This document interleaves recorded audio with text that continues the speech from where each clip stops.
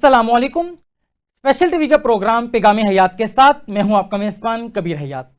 नासरीन, जैसा कि आप जानते हैं, हर प्रोग्राम में नए मेहमान के साथ मुनफरिद मौजू लिए आपके खिदमत में हाजिर होते हैं। और दुनिया में दो तरह के लोग हुआ करते हैं, एक वो जो दूसरों के लिए मसाइल का सबब बनते हैं और दूसरे वो जो अपनी मेहनत और लगन से दूसरों के लिए मिसाल बना करते हैं। आज जो दोनों मेहमान हमारे दरमियान मौजूद हैं, बहुत ज़बरदस्त अंदाज में अपने फील्ड्स में काम करते हुए नज़र आते हैं और आपकी कहानी आप ही की ज़ुबानी हम सुनेंगे। फर्दर मैं एक और बात यहाँ पे कहना चाहूँगा। आज का जो हमारा मौजू है वो ये है कि तालीम जैसे जेवर से अपने आप को आरास्ता करना चाहता है हर पाकिस्तानी बच्चा, लेकिन इसके बावजूद बहुत से बच्चे हैं जो स्कूल से दूर हैं, जो स्किल अपने आप को सिखाना चाहते हैं, उनके पेरेंट्स उनको स्किल्स के हवाले से स्ट्रेंथन करना चाहते हैं लेकिन वो नहीं सीख पाते हैं। और फिर हम देखते हैं कि चाइल्ड लेबर जो कि हमारे मुआशरे में बढ़ती चली जा रही है। हर इंसान मुआशी तौर पे इस्तेहकाम हासिल करना चाहता है और हमारा जो मुआशरा है वो मुआशी तौर पे तज़ब्ज़ुब का शिकार है, जिस अंदाज में महंगाई है और बहुत से इस तरीके से इश्यूज़ हैं जिसकी वजह से प्रॉब्लम्स जो हैं वो बढ़ते चले जा रहे हैं। इन तमाम तर चीज़ों के हवाले से हम बात करेंगे और जानने की कोशिश करेंगे कि हम जो गरीब लोग हैं वो अपने बच्चों को तालीम जैसे जेवर से किस अंदाज में आरास्ता कर सकते हैं। आइए बिला ताख़ीर मेहमानों की तरफ बढ़ते हैं। मेरे बिल्कुल दाएं जानी मौजूद हैं, किसी तारुफ की मोहताज नहीं, डिफरेंट प्लेटफॉर्म्स पे आपको हम देखते हैं, बहुत मुदल्लल और जामे अंदाज में आप बात करती हैं और आप जो ब्रिक मेकर्स हैं उनके बच्चों को टीच करती हैं और फ्री एजुकेशन उनको प्रोवाइड करती हैं। और इस हवाले से जो आपकी काविशें हैं वो हमारे सामने आया हैं डिफरेंट प्लेटफॉर्म्स पे। इन तमाम तर चीज़ों के हवाले से हम देखते हैं आज आप हमारे दरमियान मौजूद हैं, आपसे मुकम्मल तौर पे इन तमाम तर चीज़ों के हवाले से जानने की कोशिश करेंगे। हमारे दरमियान मौजूद हैं समीना, मैं इंतहाई मशकूर हूँ, आपने हमें कीमती वक्त दिया। Thank you, most welcome.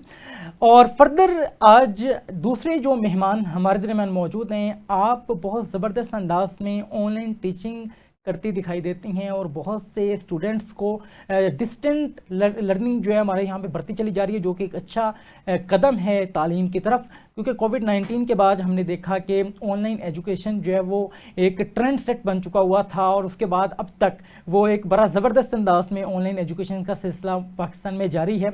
और बहुत से टीचर्स हैं, बहुत सी फीमेल्स हैं जो एजुकेटेड हैं और घर बैठ के ऑनलाइन लोगों को टीच करती हैं डिफरेंट कंट्रीज़ के अंदर और इससे इनकम भी जनरेट करती हैं और उन बच्चों को अपनी प्रेजेंस से इस्तिफ़ादा हासिल करने का मौका भी देती हैं ताकि वो अपनी स्किल्स को, अपनी एजुकेशन को इम्प्रूव कर सकें। इस हवाले से हमें ज्वाइन किया है वीडियो लिंक के ज़रिए मिस बतूल ने। मैं इंतहाई मशकूर हूँ, आपने हमें कीमती वक्त दिया। शुक्रिया। Most welcome. आगाज़ में मैं यहाँ से करना चाहूँगा कि हमारे मुआशरे के अंदर जो तालीम है, यकीनन हर स्टूडेंट का ये बुनियादी हक है। हर स्टूडेंट तालीम जैसे जेवर से अपने आप को कैसे आरास्ता कर सकता है? देखिए, हमारे यहाँ सबसे ज़्यादा जो इस टाइम प्रॉब्लम आती है वो प्रॉब्लम है बच्चों की फ़ी की। ठीक है। हर जगह पे, हर स्कूल के अंदर मुख्तलिफ फ़ी जो ली जा रही है और उसमें बेचारे पेरेंट्स बड़ी मुश्किल से अपने बच्चों को एजुकेशन दे रहे हैं।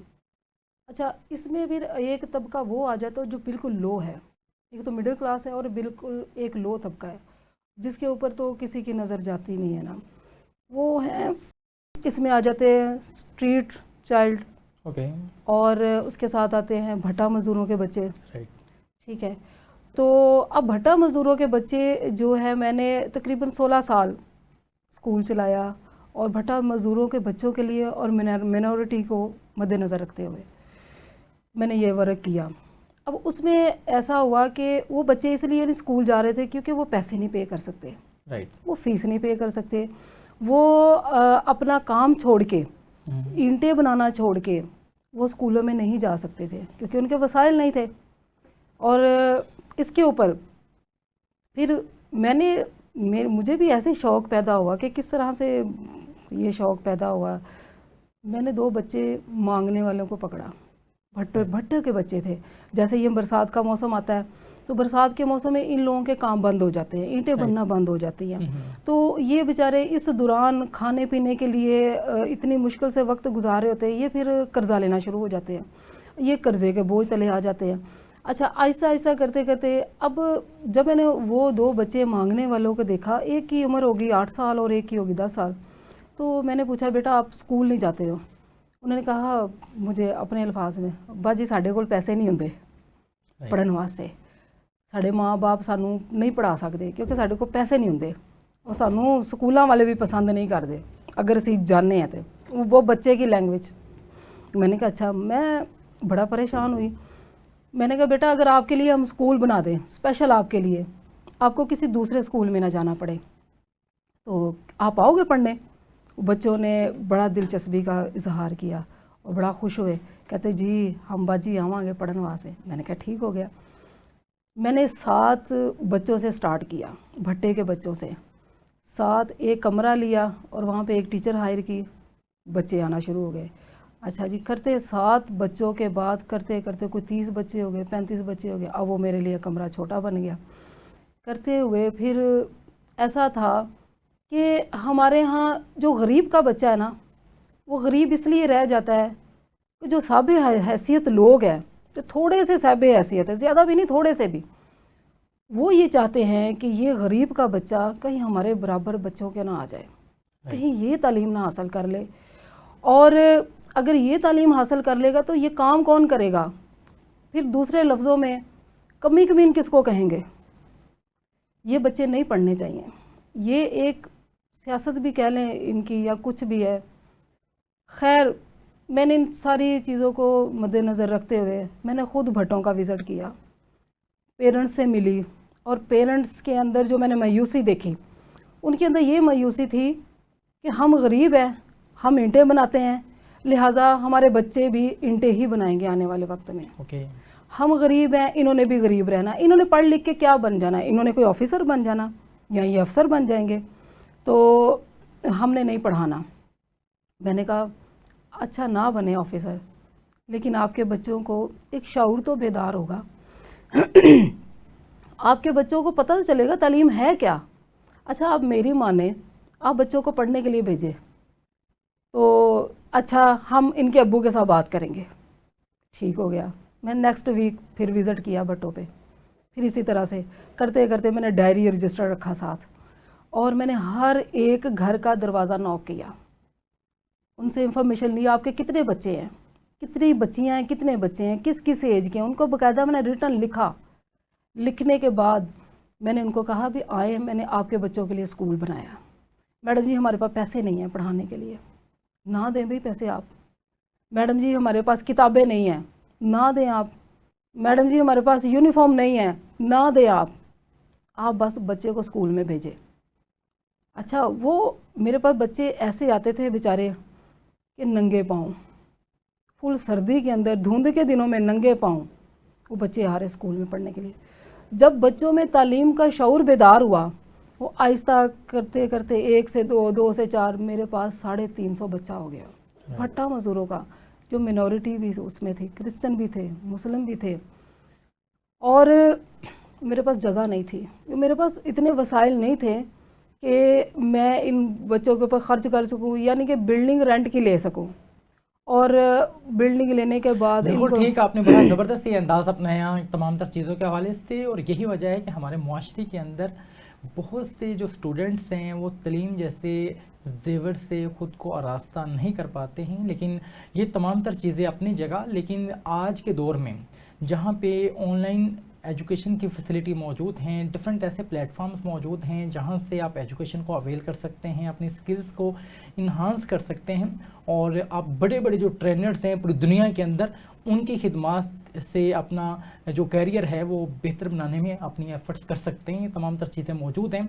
इसी ताल्लुक़ से एक बहुत अहम मेहमान आज हमारे प्रोग्राम का हिस्सा हैं, आपकी तरफ बढ़ते हैं। बतौल पहले तो मैं आगाज़ में आपसे ये जानना चाहूँगा, हमारे यहाँ पे एक अजीबोगरीब अंदाज़ ये अपनाया जाता है कि बहुत सी जो फीमेल्स हैं एजुकेशन अवेल करने के बाद जॉब्स ना मिलने की वजह से जॉब्स का फुकदान तो मुआशरे में मौजूद है, लेकिन इसके बावजूद वो मायूसी की तरफ चले जाते हैं या प्राइवेट स्कूल्स के अंदर बहुत कम फ़ी के ऊपर जो पढ़ाना स्टार्ट कर देती हैं, जिसके ऊपर उनके अपने एक्सपेंसेस भी मुकम्मल तौर पर मीट नहीं हो पाते हैं। फिर वो क्या होता है कि एक वक्त आता है कि उसको भी स्किप कर देती हैं कि हमें जो इसके चार्जेस हैं वो बहुत कम दिए जा रहे हैं। तो अब जैसे आपने ऑनलाइन जो है वो प्लेटफॉर्म्स के ऊपर जाकर टीच आउट करना स्टार्ट किया और डिफरेंट कंट्रीज़ के अंदर इस वक्त आप टीच करती हमें दिखाई देती हैं, तो आगाज़ में मुझे ये बताइएगा, पहली बात तो ये कि हमारे यहाँ पे जो जॉब्स का फुकदान है एजुकेशन सेक्टर में, उसको ओवरकम करने के लिए ऑनलाइन अर्निंग्स की तरफ एजुकेटर्स कैसे आ सकते हैं? जी, ऑनलाइन अर्निंग जो है एक बहुत ही बेहतरीन प्लेटफॉर्म है। जो घरेलू खवातीन है जो बाहर जाके जॉब वगैरह नहीं कर सकती, बिल्कुल सही, वो घर बैठ पढ़ा सकती हैं राइट, और लाखों कमा सकती हैं। राइट, जब मैंने स्टार्ट तो मेरा स्टार्टिंग अर्निंग जो था वो 5000 था पर मंथ। जब बिल्कुल मैंने स्टार्ट, आज से 5 साल पहले, और अब अल्हम्दुलिल्लाह मेरी इनकम मंथली 1 लाख के करीब है। अब मैं घर पे माशाल्लाह 7 डिफरेंट कंट्री से स्टूडेंट पढ़ रहे हैं।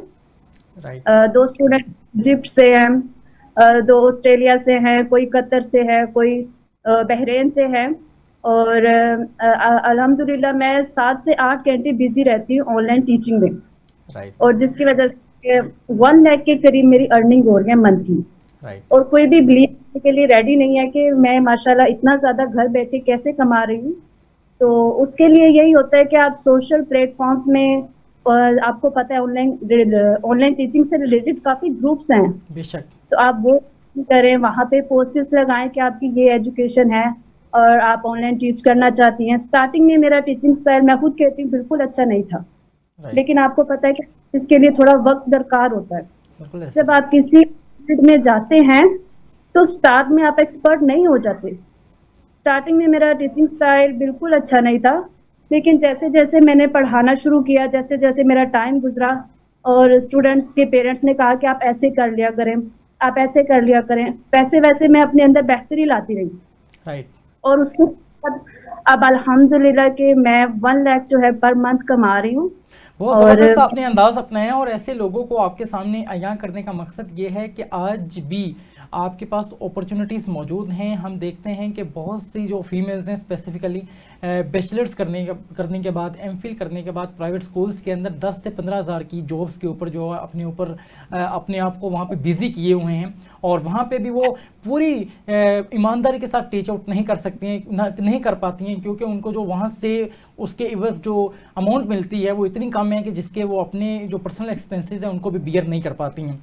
लेकिन क्या है कि अगर आपके पास स्किल्स हों तो आपके पास अपॉर्चुनिटीज़ बहुत ज़्यादा है। पूरी दुनिया आपके सामने मौजूद है, ग्लोबल विलेज बन चुका है अब दुनिया, और पूरी दुनिया के कस्टमर्स को, पूरी दुनिया के लोगों को आप जो है पिच कर सकते हैं, उनको टच कर सकते हैं और उनको टीच आउट भी कर सकते हैं। जिस अंदाज में बतौल हमारे दरमियान मौजूद हैं, और आपने यहाँ पे बड़े ज़बरदस्त अंदाज में ये बताया कि आपने किस अंदाज में कैरियर का आगाज़ किया। फर्दर मैं आपसे ही जानना चाहूँगा, आप तो यकीनन इस फील्ड में पिछले 5 साल से मौजूद हैं, बताइएगा कि किस किस सब्जेक्ट के ज़्यादा स्टूडेंट्स पूरी दुनिया में ईजिली मिल जाते हैं? ये सबसे ज्यादा मैथ्स और साइंस सब्जेक्ट्स की, मैथ्स और साइंस सब्जेक्ट्स ये आपको पता है क्रिटिकल सब्जेक्ट्स है। इनको समझाने के लिए जब तक आपके पास कोई नहीं होगा, आपको गाइड करने वाला नहीं होगा, तो स्टूडेंट जो है वो कभी भी इसको मतलब ओवरकम नहीं कर सकेगा, इसको समझ नहीं सकेगा जब तक उसे कोई गाइडलाइन देने वाला नहीं होगा। बहुत अहम बात की आपने। फर्दर मैं आपसे ही जानना चाहूँगा, बहुत से लोग ये जानना चाहते हैं कि कौन कौन से प्लेटफॉर्म्स हैं ऑनलाइन जिनको आप यूज़ करती हैं टीचिंग करने के लिए? टीचिंग करने के लिए तो मैं जूम को ज़्यादा प्रेफर करती हूँ। जूम की जो पेमेंट होती है वैसे 25,000 के नज़दीक जो होती है मंथली पेमेंट, उसमें आप होता है कि अनलिमिटेड आवर्स तक आप जो है वो क्लासेस दे सकती हैं। स्टार्ट में मैंने जूम की पेमेंट नहीं करती थी, जस्ट मैं 40 मिनट्स की क्लास ले ली, लेकिन जैसे सब्सक्रिप्शन चार्जेस कितने हैं per month? 2500 according to them, लेकिन जब मैंने उनकी बिल पे किया तो उन्होंने 3000 मेरे अकाउंट से काटा। राइट, तो ये भी एक माइनर सी इन्वेस्टमेंट है कि देखें आपके पास अगर पहले ये हुआ करता था कि कोई भी आपने बिजनेस स्टार्ट करना है, आपने स्कूल का भी आगाज़ करना है, जैसे समीना ने हमें यहाँ पे बताया, तो आपको सबसे पहले तो बिल्डिंग लेना पड़ती है, फिर आपको स्टाफ हायर करना पड़ता है, उसके बाद फिर आपके ऑपरेटिंग एक्सपेंस हैं, जैसे इलेक्ट्रिसिटी एक्सपेंस हैं, और ये तमाम तर चीज़ों को आप मीट करते हैं, तो फिर जाके आप ये सोच सकते हैं कि आप किसी भी तरह का जो प्रॉफिट है वो इनटेक करने के काबिल हो चुके हैं। लेकिन आज के दौर में जहाँ पे इतनी अपॉर्चुनिटीज़ मौजूद हैं कि जस्ट आप एक सब्सक्रिप्शन आपने लेनी है किसी एक प्लेटफॉर्म की, जिसका अभी जिक्र भी किया गया है यहाँ पे, या किसी और प्लेटफॉर्म की, बहुत से प्लेटफॉर्म्स फ्री में हैं, मौजूद हैं, जिनको आप इनटेक कर सकते हैं। वहाँ पे मल्टीपल ऑप्शंस मौजूद हैं टीचिंग के पॉइंट ऑफ व्यू से, उनको जस्ट आपने ग्रो थ्रू करना है या उनके साथ अपनी अवेयरनेस को स्ट्रेंथन करना है, तो आप पूरी दुनिया के अंदर ज़ीरो इन्वेस्टमेंट के साथ 1 लाख तक की सैलरी के लिए के 1 लाख तक की इनकम के साथ जो है वो आप आगाज़ कर सकते हैं डे 1 से ही। यकीनन इसके ऊपर सबसे जो अहम चीज़ होती है वो कस्टमर हंटिंग होती है। तो ये बताइएगा यहाँ पे बतौल के कस्टमर हंटिंग कैसे की जाए, स्टूडेंट्स को फाइंड आउट कैसे किया जाए? बेसिकली बहुत से लोग जो हैं ऐड वगैरह चला के स्टूडेंट्स फाइंड करते हैं, और लेकिन मेरे नज़दीक ऐड वगैरह चलाने में आपका मनी, आपको पता है ऐड फ्री में नहीं चलता, ऐड के लिए पैसे चाहिए होते हैं। तो एक ऐसा इन्वेस्टमेंट इतनी नहीं है कि वो ऐड चला के स्टूडेंट ढूंढे, तो वो ऐसा करे कि डिफरेंट जो है, मैंने 50 से ऊपर ऑनलाइन टीचिंग से रिलेटेड ग्रुप्स ज्वाइन किए हुए हैं, 50 से अबव। जबरदस्त। और मैं डेली बेसिस पे, जब मैं स्टूडेंट्स की मदद के तलाश में थी, तो मैं डेली बेसिस में वहाँ पे पोस्ट्स लगाती रहती थी कि मेरा नाम बतूल है, मेरी एमकॉम एजुकेशन है और मैं टीचिंग करना चाहती हूँ ऑनलाइन।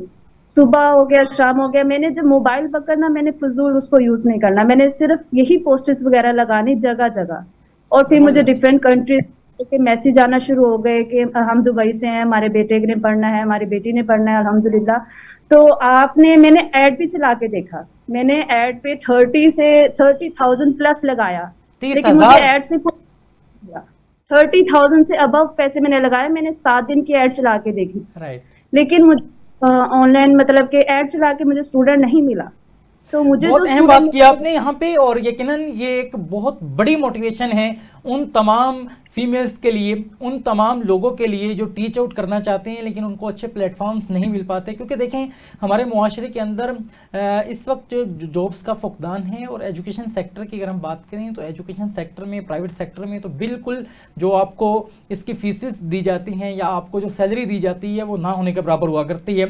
आपकी जो स्किल्स हैं उसके मुताबिक आपको जो है वो पे नहीं किया जाता है। हाँ, बड़े जो अदारे हैं जो कि ना होने के बराबर हैं, वो 1% अगर आप कहें तो इस तरीके से वो आपको मिलेंगे, वहाँ पे अचीव जो है वो सैलरीज भी दी जाती हैं टीचर्स को।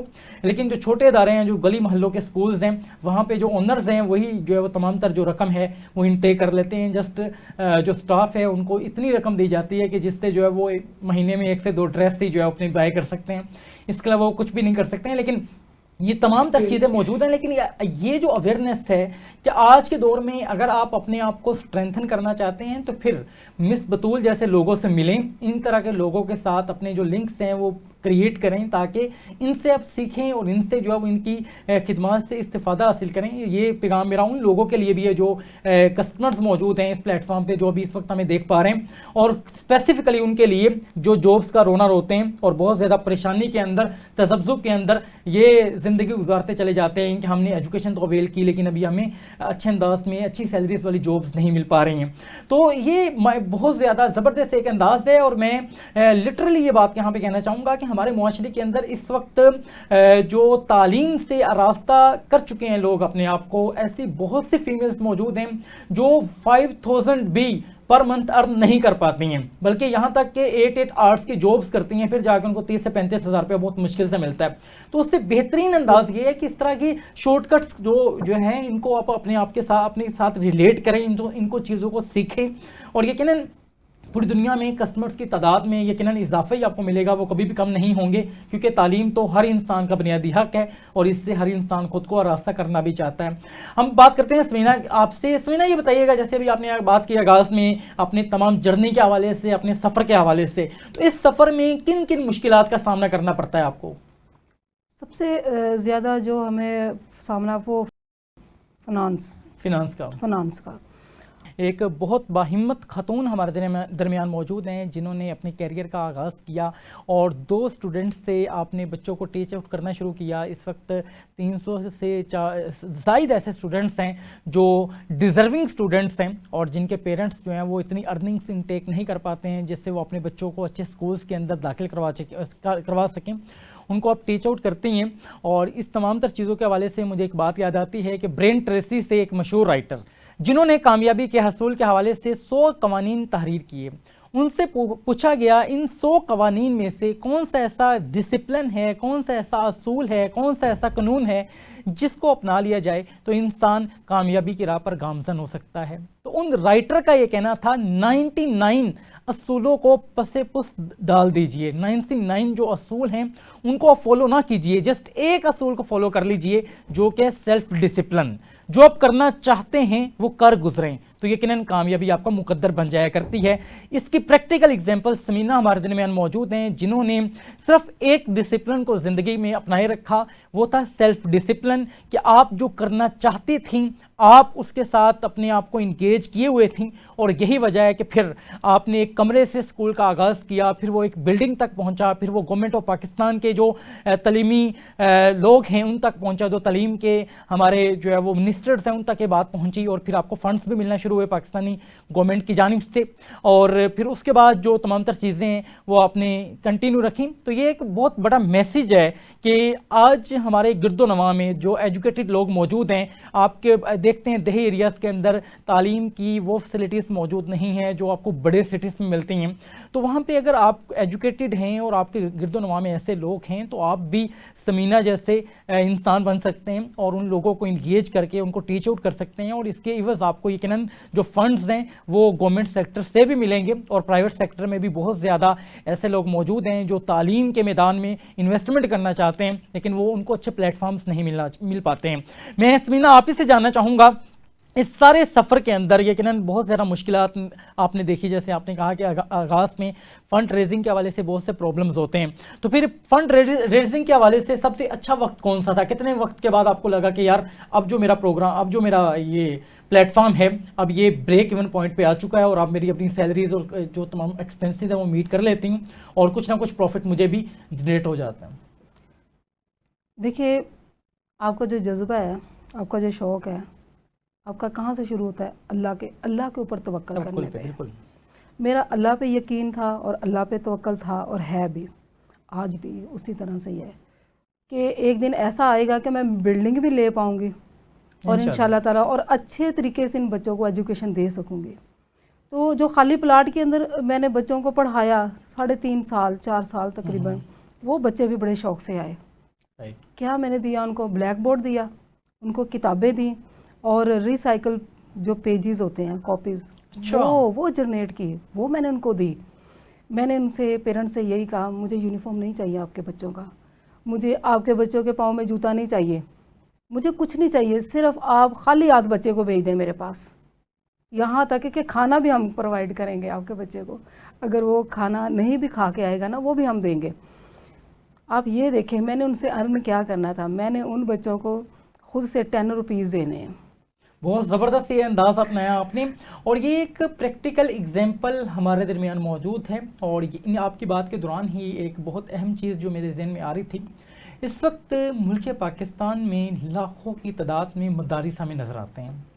अब उन मदारिस का विज़िट करें तो वहाँ पे उस्ताद मोहतरम भी मौजूद होते हैं और बड़ा वेल ऑर्गेनाइज्ड जो है वो आपको वहाँ पे वो अदारा मिलेगा और वहाँ पे जो बच्चे मौजूद हैं वो डिफरेंट दूर दराज इलाकों से आए होते हैं जिनके जो पेरेंट्स हैं या तो इस दुनिया फ़ानी से कूच कर चुके होते हैं या मौजूद भी होते हैं, तो उनके जो आप कह सकते हैं उनकी जो सैलरीज़ हैं या उनके जो इनकम है वो बहुत ज़्यादा कम हुआ करती है।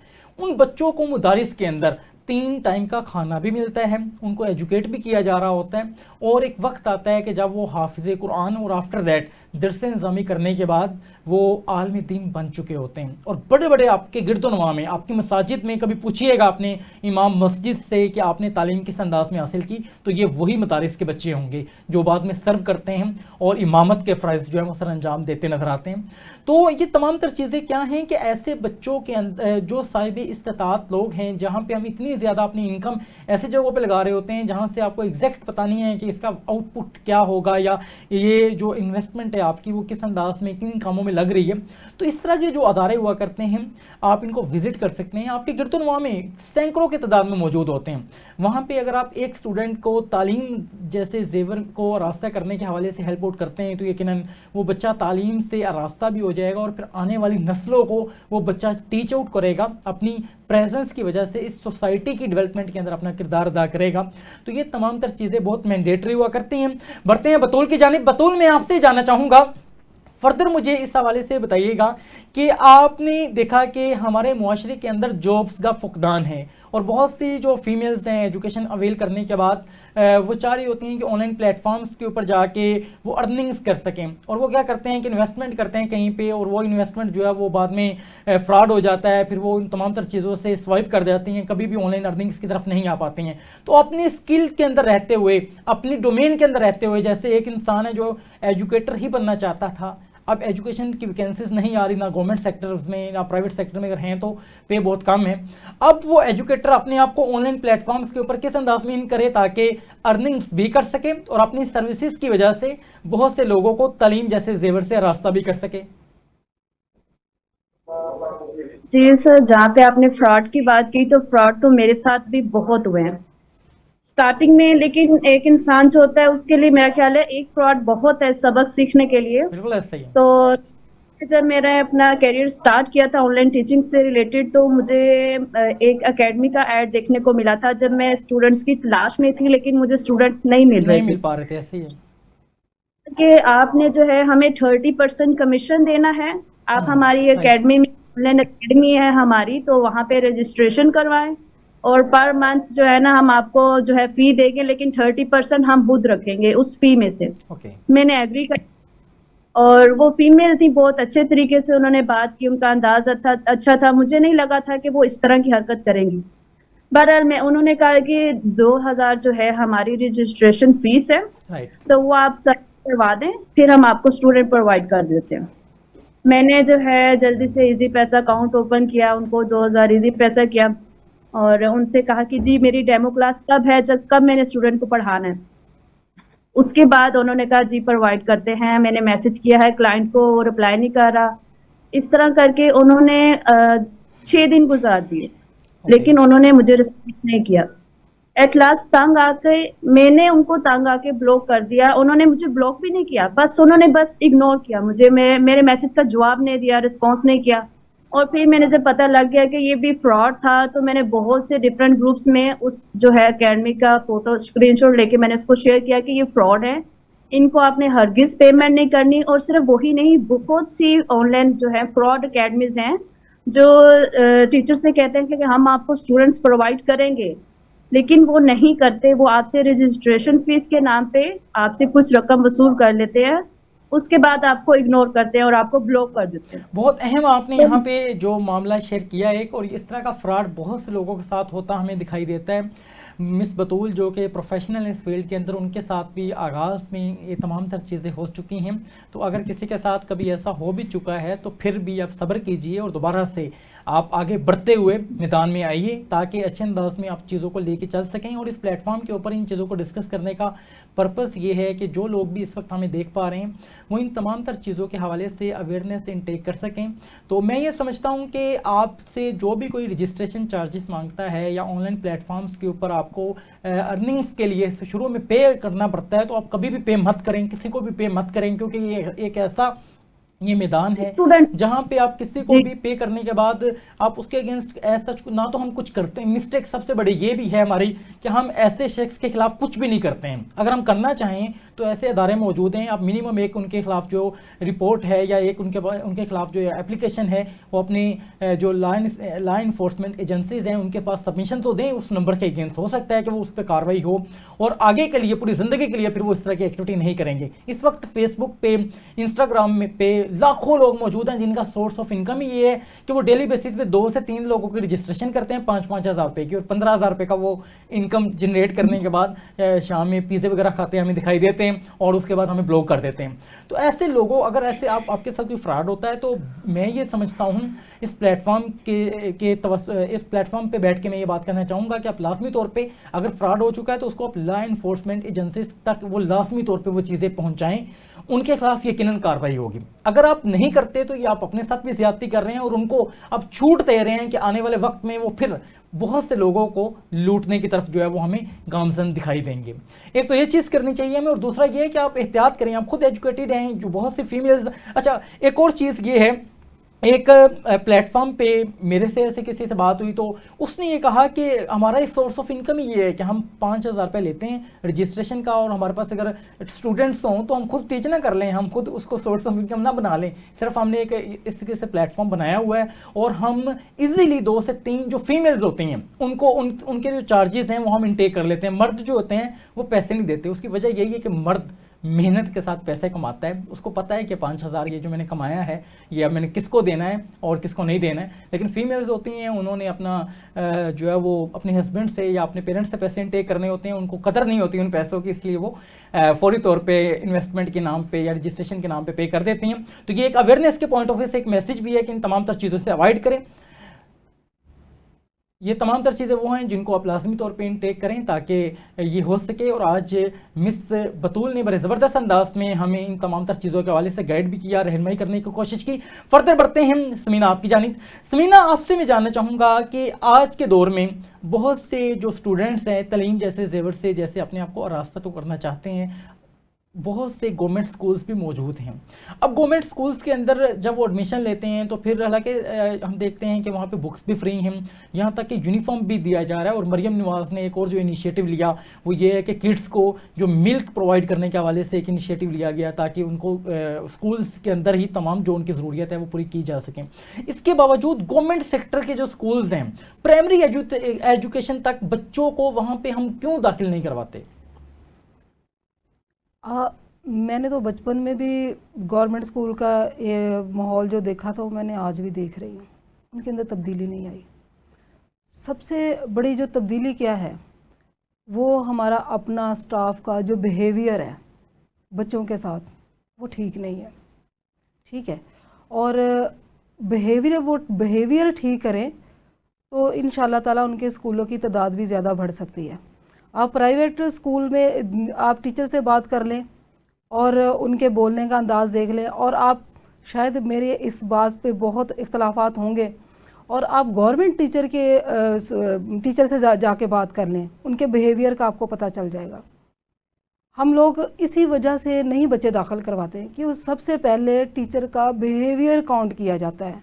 आप बच्चे को रिस्पेक्ट कैसे दे रहे हैं, आप बच्चे को कितनी रिस्पेक्ट दे रहे हैं, बच्चे को क्या समझते हैं आप बच्चे को समझे, आप बच्चे की साइकी को समझे, बच्चे के ऊपर शफकत रखे, प्यार रखे, मोहब्बत है। बिल्कुल ऐसे ही बच्चे को जब आप अपनायत का एहसास दिलाते हैं तो फिर बच्चा जो है वो चाहता है कि उस अदारे में दोबारा अगेन भी जाए, और दिल से चाहता है, अपने पेरेंट्स को आके बताता है कि टीचर ने मेरे साथ इतना अच्छा बिहेवियर किया है तो अब मुझे वहीं पे दोबारा जाना है। तो ये चीज़ें बहुत ज़्यादा हुआ करती हैं, लेकिन हमारे यहाँ पे तलीमी निज़ाम जो है वो यकीनन बहुत पस्ती का शिकार है, बहुत ज़्यादा इम्प्रूवमेंट्स की ज़रूरत है। और हैरानकुन बात ये है कि हम 12 ईयर एजुकेशन तक जो गवर्नमेंट सेक्टर के जितने भी कॉलेजेस हैं, स्कूल्स हैं, उनको कुछ भी नहीं समझते, और जैसे ही हम जो है वो यूनिवर्सिटी लाइफ में जाते हैं तो यूनिवर्सिटी के अंदर सबसे ज़्यादा एप्लीकेशंस ही गवर्नमेंट यूनिवर्सिटीज़ में गई होती हैं। एक सीट के ऊपर 10,000 एप्लीकेशंस हमें जो है वो सबमिशन मिलती है, और हर इंसान की ख्वाहिश ये होती है कि आप गवर्नमेंट सेक्टर में एडमिशन हो जाए, क्योंकि आगे तालीम बहुत महंगी हो जाती है जो आपकी प्रोफेशनल एजुकेशन है, तो हम वहाँ पे फिर जाके गवर्नमेंट को प्रेफर कर रहे होते हैं। वजह क्या है कि अगर वजह यही है कि हमारे यहाँ पे जो प्राइवेट सेक्टर्स के स्कूल्स हैं वो अपनायत का एहसास दिलाते हैं, वो बच्चों को हर तरह से, जैसे आपने यहाँ बात की कि अगर किसी के पास यूनिफॉर्म नहीं है तो आप यूनिफॉर्म पे बगैर भी अगर पढ़ा देंगे लो और अर्ली एजुकेशन के अंदर तो इट्स ओके, कोई इतनी बड़ी बात तो नहीं है। बल्कि यहाँ तक कि जो किड्स के स्कूल्स हैं, प्राइवेट सेक्टर के बड़े बड़े स्कूल्स हैं, वहाँ पे कोई यूनिफॉर्म का सिस्टम नहीं होता है। किड्स जिस भी यूनिफॉर्म है, जिस भी ड्रेस में वहाँ पे आते हैं, बल्कि चेंजिंग के लिए ड्रेसेस जो है वहाँ से इनटेक कर लिए जाते हैं उनके घर वालों से, जो वहाँ पे उनको चेंज करवाए जा रहे होते हैं। तो ये छोटी छोटी जो इनिशिएटिव्स हैं, अगर गवर्नमेंट स्कूल्स के अंदर भी ये कर लिए जाएँ तो बहुत से जो गवर्नमेंट स्कूल्स हैं आपके गिरदोनवा में हम देखते हैं कि गवर्नमेंट स्कूल्स के अंदर प्राइमरी तक की जो एजुकेशन है वहाँ पे हमें 100 बच्चा भी नज़र नहीं आता, और उसके बिल्कुल साथ जो प्राइवेट स्कूल होगा तमाम जो सेक्टर का बच्चा है उस इलाके का वो आपको प्राइवेट सेक्टर में नज़र आता है। तो इन चीज़ों को लाजमी तौर पे गवर्नमेंट को इस हवाले से देखना चाहिए ताकि चीज़ों में इंप्रूवमेंट की जा सके। फर्दर बतूल की तरफ बढ़ते हैं। मैं आपसे मज़ीद ये जानना चाहूँगा, जैसे अपने यहाँ पे फ्रॉड की बात की है, तमाम तर चीज़ें तो यकीनन बहुत से लोग फेस करते नज़र आते हैं, आप क्या पैगाम देंगी या आप बीइंग अ प्रोफेशनल क्या समझती हैं कि जो न्यू इनिशिएटिव लेना चाह रहे हैं लोग, जो फीमेल्स न्यू इनिशिएटिव लेना चाह रही हैं ऑनलाइन टीचिंग के हवाले से, वो किस अंदाज में अपने आप को इंट्रोड्यूस करवाएं इस मैदान में? जी, मैं ये कहूंगी कि आपने हिम्मत नहीं हारनी। स्टार्ट में जो है 1-2 मंथ मैंने बहुत ट्राई किया, लेकिन मुझे स्टूडेंट्स नहीं मिल रहे थे। तो लेकिन मैं स्टार्ट में, बहुत से लड़कियां होती हैं जो स्टार्ट में स्ट्रगल करती हैं, उसके बाद लीव कर देती कि नहीं भाई हमसे नहीं हो रहा, हमें नहीं मिल रहे स्टूडेंट्स। तो आपने लीव नहीं करना उसको, आपने सर्चिंग करते रहना है, अल्लाह पे बिलीव रखना है। जो लोग अल्लाह पे बिलीव करते हैं कि नहीं अल्लाह है, अल्लाह मेरे साथ है और अल्लाह ने मुझे ढूंढ के देना है, और इसी पे आप इतना डट जाएंगे भाई अल्लाह है मेरे साथ और मुझे मिल जाएगा जो मैं ढूंढ रही हूँ। और क्योंकि उस आपकी जब नीयत साफ होती है ना तो अल्लाह भी आपके साथ होता है। जब आपकी नीयत साफ है, आप दुआ मांग रही हैं कि या अल्लाह पाक मेरा कोई नेक जरिया माश घर पे ही बना दे कि मैं घर बैठी ही कुछ अर्निंग कर लूं। आपको पता है आज का दौर इस तरह का है कि एक सिंगल पर्सन की अर्निंग से पूरा घर नहीं चल रहा। बहुत अहम जी, आपके घर में हर इंसान, हर फर्द जो है घर पे बैठा कमा रहा है, तो फिर घर का कोई सिलसिला थोड़ा सही चल रहा है। अगर एक बंदे पे ऊपर प्रेशर है, वो कभी भी पूरा घर अच्छे से रन नहीं कर पाएगा। तो मैं यही कहूंगी लड़कियों को कि आपने हिम्मत नहीं हारनी है। आपने डिफरेंट ग्रुप्स के ऊपर, मैंने कहा मैंने ऐड चला के देखा, लेकिन मैं उससे बहुत मायूस हुई। मैंने 30,000 अपना डुबोया, और मैं नहीं चाहती कि किसी और लड़की भी है जो ये इनिशिएटिव लेना चाहती है ऑनलाइन टीचिंग के हवाले से, उसके पैसे भी खराब हो। तो आपको पता है पैसे ऐसे नहीं आ जाते, आपको पता है मेहनत करनी पड़ती है। ये देखें, ये वही बतूल हैं जिन्होंने पहले जो 30,000 जब अपने हस्बैंड का लगाया तो उस वक्त उनको एहसास नहीं था पैसे कहाँ से आते हैं, लेकिन जब खुद कमा रही हैं तो आप 5,000 भी अगेन जो है ये ऐड नहीं चलाना चाह रही हैं। तो मैं ये नहीं चाहूँगा कि मैं ये जस्ट तंज़ो निज़ाम एक बात है, लेकिन बात सिर्फ ये है कि हमारे मुआशरे के अंदर जहाँ पे इतने ज़्यादा प्रॉब्लम्स हैं, इतने ज़्यादा मुआशी तौर पे प्रॉब्लम्स का फेस करता हर इंसान, हर इंडिविजुअल कहीं ना कहीं भी दिखाई देता है। तो बतूल ने बड़ी प्यारी यहाँ बात की कि हमारा जो मुआशरा है अब हमसे डिमांड करता है ऐसा इंडिविजुअल कि हमारे होम में, घर में जितने लोग मौजूद हैं सभी अर्निंग्स करेंगे तो हमारे घर का जो निज़ाम है वो भी बेहतर अंदाज में चल सकता है, और हमारा मुआशरा भी, हमारी जो मुआशरा है वो भी हमसे ये डिमांड करता है कि अब हम इस मुआशरे की तामीर व तरक्की के अंदर अपना किरदार अदा करें, अपनी सर्विसेज प्रोवाइड करके, इनकम जनरेट करके, ताकि पाकिस्तान जो कि तवील वक्त से तरक्की पजीर ममालिक का में शामिल है, अब ये तरक्की याफ्ता ममालिक की तरफ गामजन हो सके। लास्ट मिनट्स का जो आगाज़ है वो हुआ चाहता है इस प्रोग्राम के अंदर। मैं इख्तिताम में आपसे जानना चाहूँगा कि जैसे आगाज़ में अपने कैरियर की तमाम तर बातें की हैं, ये तमाम तर चीज़ें हैं, और एक ही प्रॉब्लम है जो बहुत सी फीमेल्स को फेस करना पड़ती हैं कि हिम्मत हार जाती हैं। जैसे बतूल ने यहाँ बात की कि 2 से 3 महीने ऐड चलाने के बाद बहुत से फीमेल हिम्मत हार के बैठ जाती हैं कि अब हमसे ये नहीं होगा। तो आपने आज से 12 साल कबल इस तमाम तर प्लेटफॉर्म्स का आगाज़ किया और आपको यकीनन बहुत ज़्यादा मुश्किल वक्त भी आपको देखना पड़ा, तो हिम्मत अपनी कैसे बरकरार रखी जाए? हिम्मत नहीं हारनी, हिम्मत तो हारनी नहीं है, आपने अपने काम को फोकस करना है, ठीक है। और मैंने अपने काम को जैसे फोकस किया हुआ, मैंने एक स्कूल नहीं, इंशाल्लाह ताला जो मेरा आने वाले वक्त में जो मेरा प्रोग्राम है वो लाहौर के अंदर है। जितने भी भट्टे हैं तकरीबन एक जगह पे 3 से 4 भट्टे मिल रहे हैं, वहाँ पे मेरा एक स्कूल होगा इंशाल्लाह ताला। और इसी तरह से हम फ्री एजुकेशन देंगे उनको कि बच्चा स्टडी के लिए आए। अब बच्चों में जब शऊर बेदार होता है, बच्चे तालीम हासिल करते हैं, उनकी जवान बच्चियाँ भी आती हैं। मेरे पास 16 साल की बच्ची नर्सरी के अंदर बैठ के पढ़ रही है। अच्छा, 16 साल की बच्ची नर्सरी के अंदर बैठ के पढ़ रही है, ठीक है। और उसके साथ साथ अब मेरा स्कूल चूँकि मिडल में था, तो मेरे पास माएँ आई, कहती हमने बच्चों को मिडिल तक तो पढ़ा लिया, अब मैडम हमें ये बताएं कि हमने 10 तक लेके जाना है, अब 2 क्लासें हम कहाँ पे भेजें? हमारे घरों में तो इजाज़त नहीं है कि गवर्नमेंट स्कूल तक बच्चियों को भेजा जाए, बच्चियाँ हमारी जवान हो चुकी हैं, आप ऐसा करें खुदा के लिए, आप इन बच्चियों को पढ़ाएं जैसे भी मर्ज़ी। अब क्या किया, मुश्किल हालात से टीचर हायर की, बच्चियों को पढ़ाया, वो मैट्रिक लेवल तक गई हैं, उन्होंने एग्ज़ाम्स दिए हैं। तो बात ये है कि एज का फ़र्क नहीं देखा कि बच्चा कौन सी एज में है, बच्चे की बेस बनाई है, बच्चे को तालीम की तरफ लेके आना है, बच्चों के अंदर शऊर बेदार किया है, और आपका नेक काम, आपका अच्छा काम आपके आखिरत का ज़रिया है। बहुत अहम बात की मुसलमान आपने, जीता ये ही तमाम आखिरत के चीज़ें लिए हैं है। जो बहुत अहम हुआ करती हैं। मैं इंतहाई मशकूर हूँ आपका, आपने हमें कीमती वक्त दिया और बहुत मुदल्लल अंदाज में बात की। बतूल, मैं इंतहाई आपका भी मशकूर हूँ कि आपने अपनी फील्ड के हवाले से बहुत ज़बरदस्त अंदाज में जो ऑथेंटिक तरीन इंफॉर्मेशन है वो आवाम तक इस प्रोग्राम के ज़रिए पहुँचाने की कोशिश की, और इसी अंदाज के प्रोग्राम्स लेकर आपकी खिदमत में हाजिर होते रहेंगे। अपने मेज़बान कबीर हयात को इजाज़त दीजिए इस उम्मीद के साथ कि आप मेरे लिए दुआ कीजिएगा, मैं आपके लिए दुआगो हूँ कि परवरदिगार कायनात हमें बाशऊर इंसान बनाएं। नेक्स्ट प्रोग्राम के लिए खुदा हाफिज़।